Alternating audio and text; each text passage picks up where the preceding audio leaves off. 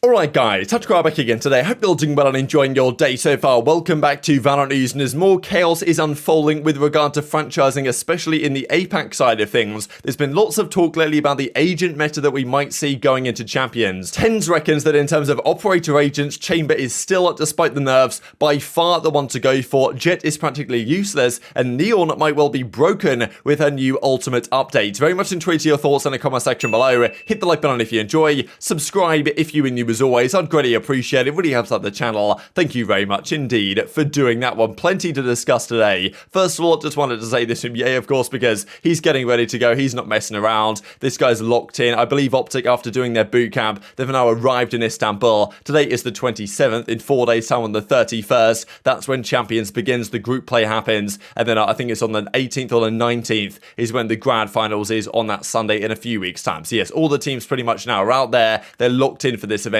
getting as best practice they possibly can, and of course we'll see who comes out on top. And it's interesting really on the OpTic side, because I did see some comments flying around from even like other pro players that OpTic get a lot of credit for their consistency internationally, but I think like a lot of the other North American teams don't get so much credit, right? I think people are asking who are the most underrated teams coming into this event, and some people were suggesting maybe like 100 Thieves and xNed could be in that category, right? Because like OpTic get all the credit, right, for being that best North American team, most consistent, but those other guys from that pretty solid region don't really, like, no one's really coming in here thinking xNed and 100T are going to do that much damage, but they might do more damage than is expected. So I suppose we'll see how that plays out over the coming days. This real quick, let's talk about potential APAC Academy rosters with regard to franchising going forward. Bleed Esports, they part ways with their Academy roster. They say, they're amazingly talented, but they drop them on their necks anyway. So, I mean, yeah, they've released this entire roster. They released their main roster relatively recently. We do believe this organization has an awful lot of cash, so maybe they get into partnership anyway, especially because the partnership side seems rather difficult to call right now. This is Bo said, so obviously he hears all the rumors about this type of stuff. He reckons EMEA is incredibly boring, saying that like this is pretty much standard. I guess just all the teams you might expect to get in from EMEA, maybe the G2s, the Liquids, all this type of stuff, Fnatic, like they're all going to be there, no problems at all. Now APAC apparently is absolute chaos, so this is the big question really, and the key point here to remember is that just because an organization and a team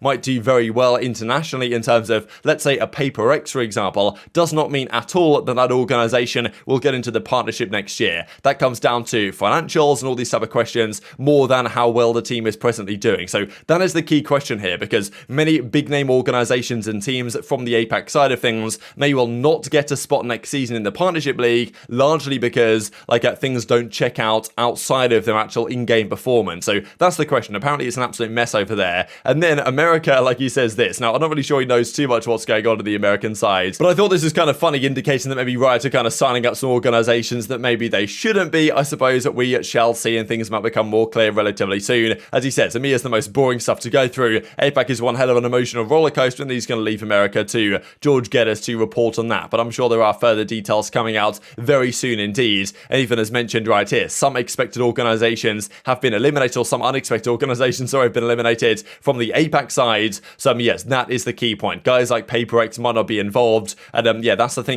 Bo even goes on to mention here that his previous rumor was on 9th of August that it's going to be something like 3 APAC, 3 Japan, 2 Korea, 1 South Asia, and 1 Oceania for this region. But as it turns out, apparently this is no longer likely at all. So maybe these numbers are significantly changing around for the 10 teams that will be there. So and also the Oceania region is a big question mark, right? Because we thought that Team Order were going to get it, but they went bankrupt. So maybe there's not another organization that can step in for that region. I think there has been some rumors that maybe Oceania doesn't even get a spot next year within the APAC league. So yeah, maybe some are going to be positive, some are not going to be positive, depends on the region. So yeah, some regions might get hurt here, but yeah, some of these numbers may well change around going forwards. And this is of course one of the key pieces to remember, that yes, just because they're doing well in the VCT and Masters and Champions doesn't mean that organization gets a spot going forward. Let's dive into what some of the agent meta might look like then going into Champions, because there of course has been a fair few updates recently. Nothing right now hitting over the last couple of weeks or so, but over time teams that start to get used to what people are using. Fade of course has come into the meta pretty heavily since her introduction. Chamber still though the dominant agent as it stands. KO also very highly used right now, and of course they're trying to figure out other things as well in terms of meta combinations that might be viable also. What I really like actually is that Neon, when she was first introduced, was considered like a super gimmicky, only going to be viable in ranked and stuff like this. Turns out out though, Neon definitely has a place in the competitive meta, and TenZ believes that Neon actually might be one of the most broken agents right now since her most recent update. There was a bit of a question about her update because Victor, for example, on OpTic was not so happy about the change because it reduced the amount of sprint time you have on it, but it does also buff other elements of it. So this is pretty funny. New TenZ crosshair just dropped. This unfortunately, yeah, it's not real, guys. You can't actually do this unless somehow there is actually a code that can make this happen, but I'm pretty sure they were just messing around. But I wanted to show a couple of clips here from TenZ because he was talking on stream about the potential not just of Chamber and well, how he presently stands in the meta and why Jett is effectively useless. If you want an operator agent, Chamber just kills Jett all across the board, even with the latest updates. That's the thing. When the updates happened, right, and Chamber got nerfed, the theory was, okay, would he get significantly better? Ye even seemed to believe at the time that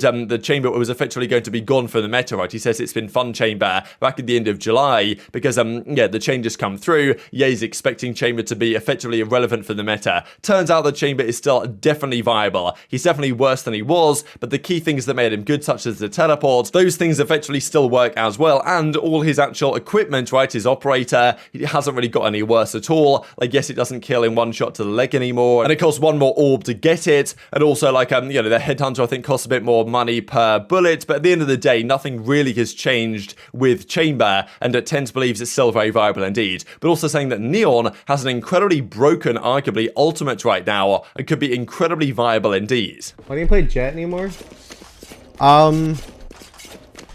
Dude, even with the changes, I still think Chamber's the best character in the game. Me? This character's pretty disgusting. Yes. We're double holding on. Like, okay, if you're an opper, Chamber's just the best by far. There's no contention for any other character. Like, honestly, Jett compared to Chamber for like opping is laughable. Because you'll just die in your dash, whereas like Chamber you just get out for free. And you can play even more off angles, whereas Jett you can only dash like in a line. So if I'm dashing here, I dash to the left, you know, like that's the only thing that can happen. But like Chamber, you get the rain effects where you can get around corners. And then you miss your shot, guess what? This thing will save you. I don't know if it's out yet. Sure. Could be hell. Help. Flashing him. Dude, this new Neon ult is actually so broken. Maybe because I always track people's heads. I think it's it. I'm allergic. I'm allergic to tracking the body for some reason. So I'd always like headshot people. Every time. This Neon buff is nice. That isn't nice. Dude, I only shoot at the head when I was like playing it before. I just get domed. Yeah. Now they just instant die. 3 headshots. So these were the utilization rates here in the North American Last Chance qualifiers. This varies by region, but you will see something like this across most of the regions where Chamber is the dominant force. Definitely in North America, Chamber is the dominant force. 84% of maps, Chamber was picked on, but KO, surprisingly maybe, right behind him. 100% of the time that Ascent, Icebox, and Breeze was picked, KO was actually chosen, right? Never on binds, where usually Fade comes into her own, as with Raze. So Raze has obviously seen a lot of use lately, and can be viable on many maps, but Raze still down here at 26%, Fade up here at 53%, Viper of course still very viable. I think a lot of people have been asking for some other agent than Viper because she's still so viable and utilized like an awful lot of the time that it's getting kind of boring to, well, have her as the kind of predominant controller. But Sova, Omen of course is coming to the meta a bit more. Of course on maps like Icebox you're going to see an awful lot of Sage, but Neon is down here at only 14%, right? Pick rate, I mean, used quite a lot on Fracture, but most of the time you don't see too much action here from Neon. So interesting one for you guys to consider in the comment section, right? Of course, Jett is practically irrelevant nowadays, unfortunately for the Jett enjoyers like TenZ. But yeah, he's saying, look, Chamber's the most valuable, but Neon could actually be kind of broken. So we'll see what happens at Champions, right? Because we saw back at Masters 1 when a kind of Neon was introduced into the meta really by OpTic and they won that tournament. And then most recently, the teams that got the most action out of Fade were probably the best. Maybe a combination of both is what's going to be required here. In addition, of course, to being maybe pretty good at Pearl, which might be crucial regardless. Talking about the few things here before we finish up the video here about champions. Just thought this is kind of interesting here from the EMEA talent. They come out and do a kind of a power rankings list going into the World Championship. I mean, what do you guys think about this, right? Seems kind of interesting to me, having 100 Thieves after one LCQ and all the way up here in the S tier, and then of course Fnatic, Liquid, Paper behind them, Zeta, DRX, Leviathan, who could be one of the other underrated teams this tourney. Louds down here with Exec, Crew, Furia, Boom, EDG, and Xerxia. Like, wow, like quite the list really. If this turns out to be true, it's going to be kind of crazy. I doubt it, to be honest, but it's certainly an interesting list nonetheless. And just to say this also, because well, EDG technically have some of the best numbers here at their kind of LCQs going into this World Championship, but of course it's always difficult to say just because you don't quite get the full picture in terms of the level of competition there. Playing against like EDG, for example, have an incredibly high percentage of kills that were untraded by their opponent, which is good, and also a very low percentage of deaths that were untraded by their team, which also is good. So I mean, yeah, interesting one, but of course you can't really tell too much just because like you know, they played competition that arguably is less strong than some of these other teams. But Xerxia technically one of the weaker teams here in these statistics, so maybe that's one thing that you guys might want to look into, and just as well to look at clutch players of the entire season so far. Shao leads the line, Scary, Benkai not too far behind, Derek of course is going to be up there near the top as well, but yeah, we'll see if he can keep that going with 100 Thieves when we come around to the World Championship in very short order indeed. But very much intrigued to your thoughts on all this stuff in the comment section below. Hit the like button if you enjoyed, subscribe if you are new as always, take care, and I'll see you next time.